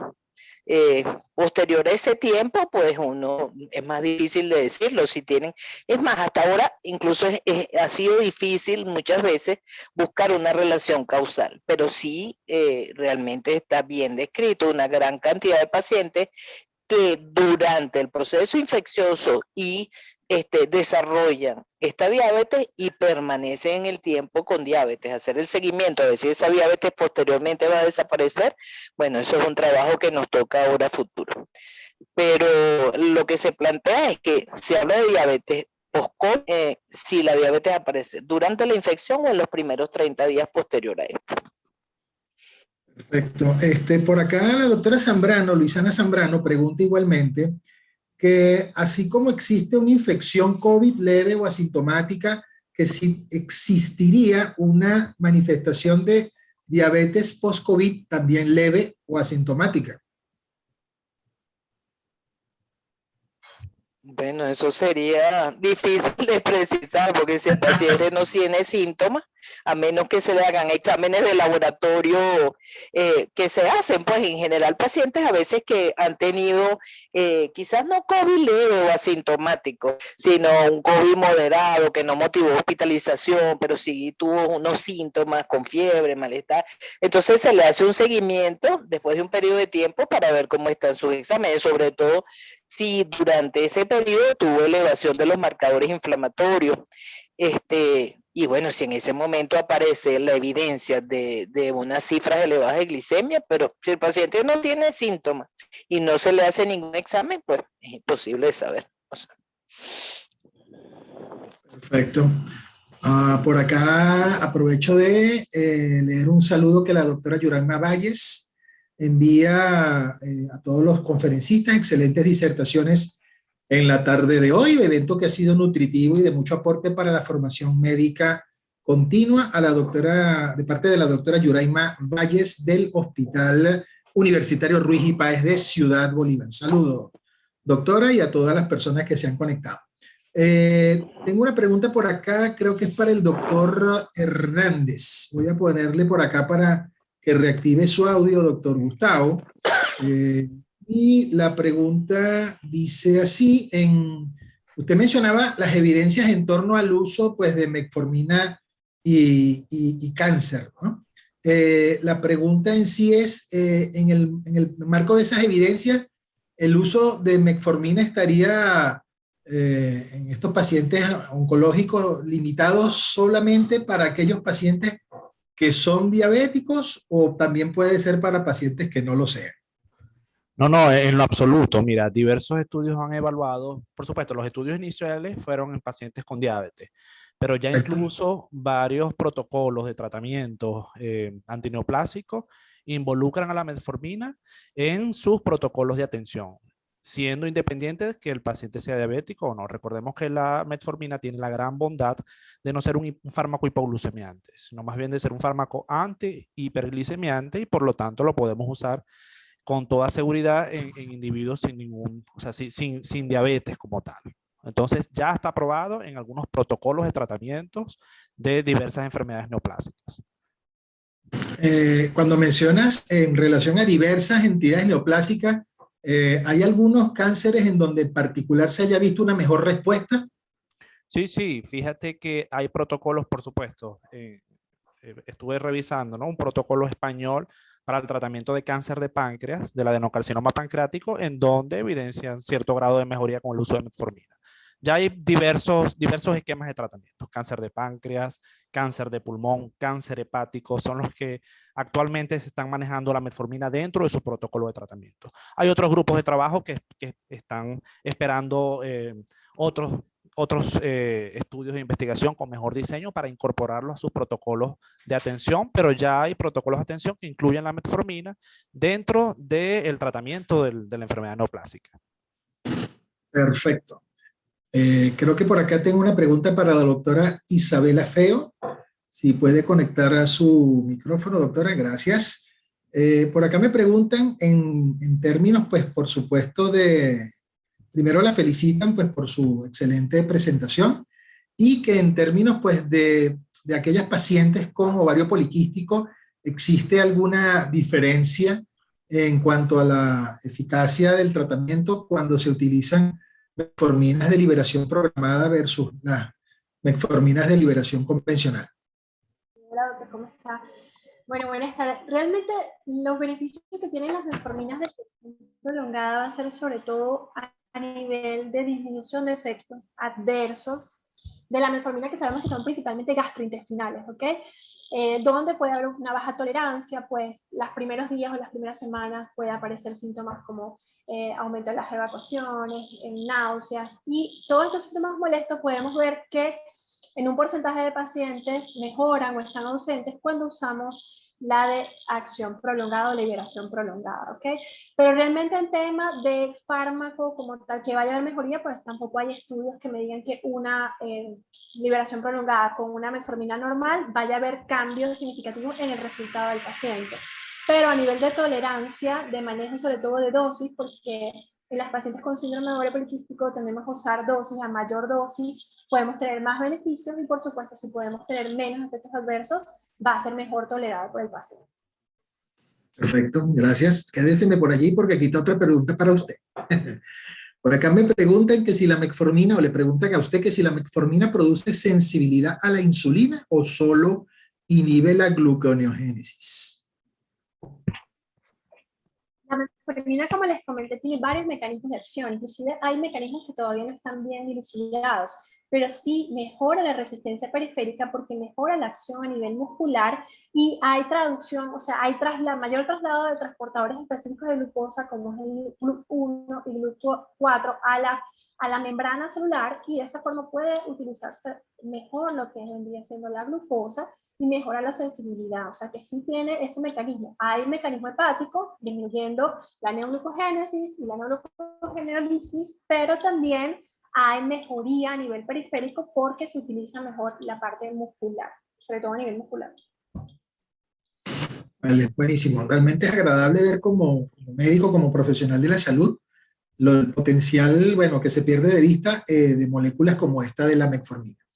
En ese sentido, la pregunta siguiente es para el doctor Gustavo también. Voy a irle activando su micrófono al doctor Hernández para que mientras le voy leyendo la pregunta, donde dice la doctora Simosa, nuevamente nos pregunta por acá, ¿hay evidencias del uso de metformina en la prevención en pacientes con riesgo de cáncer de colon por antecedentes familiares? Si su respuesta es sí, ¿cuál sería la dosis? No, fíjate que hasta los momentos no hay ningún esquema preventivo del uso de metformina para prevenir una enfermedad maligna como tal. Es un beneficio adicional que se observó en estudios epidemiológicos de pacientes con diabetes, en donde se observó ese beneficio como tal. Pero un protocolo para el tratamiento o prevención de una neoplasia maligna de tipo familiar todavía no ha sido aprobado su uso. Fíjate que faltan estudios de otro tipo de diseño. Pero fíjate que una de las editoriales que revisé mencionaba que la metformina podría tratarse de la aspirina de este siglo, de un fármaco que presenta diversos beneficios, tanto en riesgo cardiovascular como este nuevo planteamiento sobre el cáncer, ¿no? Pero aún hacen falta estudios de otro tipo de diseños para poderla aprobar como prevención como tal. Sí, estoy totalmente de acuerdo contigo. Por acá me preguntan tu opinión acerca de los últimos estudios que han demostrado el efecto de metformina en la fertilidad en hombres. Hay países donde están tomando precaución en hombres en edad fértil. ¿Cuál es tu opinión? Activaste el micrófono.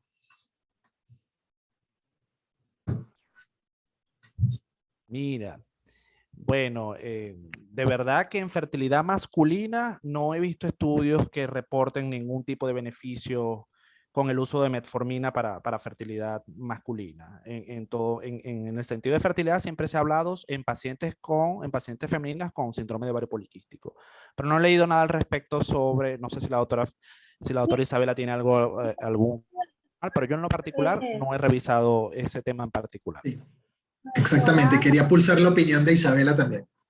Sobre el estudio que publicó recientemente, hace menos de un mes, salió publicado el estudio donde alertaban que pacientes masculinos que recibían metformina por síndromes metabólicos, resistencia a la insulina o diabetes, presentaron malformaciones, la descendencia de ellos mientras recibían el medicamento. Claro, es un estudio que es el primero que se realiza en esa área, hay que creo que analizar bien esos resultados, ver qué tipo de población tenía, porque bueno, hay estudios en pacientes femeninas, de hecho, el ADA indica el uso de metformina en pacientes con síndrome para prevenir la diabetes gestacional en las primeras 20 semanas y no ha habido malformaciones fetales en esos grupos de pacientes donde se ha hecho estudios con metformina en el sexo femenino. Entonces hay que evaluar bien qué puede estar sucediendo en el sexo masculino, qué características tiene la población y cómo está impactando la metformina en esos pacientes para poder dar una respuesta. Creo que bueno, ahora nos toca estudiar y por supuesto me imagino que eso va a estimular la producción científica en cuanto a este tema para indagar mejor qué puede estar sucediendo. Perfecto, muchísimas gracias. Bueno, por acá no tengo más preguntas, salvo una inquietud de uno de los participantes que nos preguntaba dónde esta actividad estaría colgada una vez finalizada, y por acá le contestamos que ella va a quedar colgada en el canal de YouTube de la Sociedad Venezolana de Endocrinología y Metabolismo y en el canal de YouTube de Grupo Leti. Entonces, bueno, quisiera para finalizar pedirle por favor a nuestros excelentes conferencistas, la doctora Isabela Feo La Cruz, el doctor Gustavo Hernández y la doctora Sara Brito, por favor tengan a bien ofrecernos sus palabras finales. Comencemos con la doctora Brito, por favor. Voy a abrirle por acá, solicitar reactivar su micrófono. Gracias, doctora. Sí, ya lo abrí. Bueno, no, agradecer de verdad a todo el público que nos acompañó en este horario, pues que es así como un poco difícil, me parecía a mí, un viernes a la 1 de la tarde, pero mira, de verdad una muy buena concurrencia y muy participativo. Bueno, agradecer la invitación de la sociedad y bueno, siempre el Grupo Leti, grandes amigos, colaboradores y acompañándonos siempre en todas las actividades. Bueno, las gracias para ustedes. Bueno, fue un placer compartir con los doctores, la doctora Isabela, el doctor Gerardo. Y bueno, estamos a la orden y muchísimas gracias. Más nada que apuntar. Muchísimas gracias, doctora Brito. Doctora Isabela, micrófonos son suyos ahora. Feliz tarde, doctor. Bueno, muchísimas gracias. Igual agradecida con todos los que pudieron conectarse, agradecida con la sociedad, con el doctor Robal por la invitación y por supuesto con el apoyo de Laboratorios Leti porque nos permiten tener estos espacios de educación continua, de actualización, de compartir saberes. Y esto siempre nos nutre, no solamente a los ponentes, no solamente al ponente que se estudia la conferencia, al que la puede escuchar, sino es un feedback totalmente. Así que muchísimas gracias por conectarse, muchísimas gracias al doctor Pastor, al doctor Roal, y bueno, hasta una próxima oportunidad. Gracias a ti, Isabela. Un placer siempre. Doctor Hernández, sus palabras finales, por favor. Bueno, reitero los agradecimientos que ya expresaron las colegas. De verdad que gracias a todos los ponentes por tan valiosas aportaciones, a todos los participantes, de verdad una asistencia bastante importante. Y bueno, incentivar al Grupo Leti a seguir realizando este tipo de actividades tan provechosas. Me encanta que estemos nuevamente activados con la formación tanto de médicos residentes, de la población en general. Definitivamente hacía falta la presencia y bueno, agradecido y que continúen los éxitos. Vale, muchísimas gracias. Bueno, de mi parte solo me queda una vez más reiterarles el agradecimiento, tal como decía la doctora Brito. Realmente es todo un placer ver cómo podemos agrupar a más de 100 personas deseosas de academia un viernes a la 1 de la tarde. De verdad que eso es muy bonito. No quería tampoco despedirme sin antes dar un saludo por allí muy especial a dos personas que vi acá en el grupo. Por favor, los demás no se me vayan a poner celosos. El doctor Raúl Caminos, gran amigo, y la doctora Rosomando, que vi por allí. Saludos muy cordiales a estos grandes amigos. Y bueno, a todo el resto de los presentes, realmente en nombre del Grupo Leti, muchísimas gracias por creer, por confiar y por trabajar juntos en el país que necesita el esfuerzo de cada uno de nosotros. Hoy en esta nueva etapa de Grupo Leti, nuestro compromiso contigo y con la salud del país es mayor. Será entonces hasta la próxima y tengan todos ustedes una feliz tarde. Muchísimas gracias por su asistencia. Será hasta la próxima. Chao. Muchas gracias. Gracias, doctor. Feliz tarde para todos.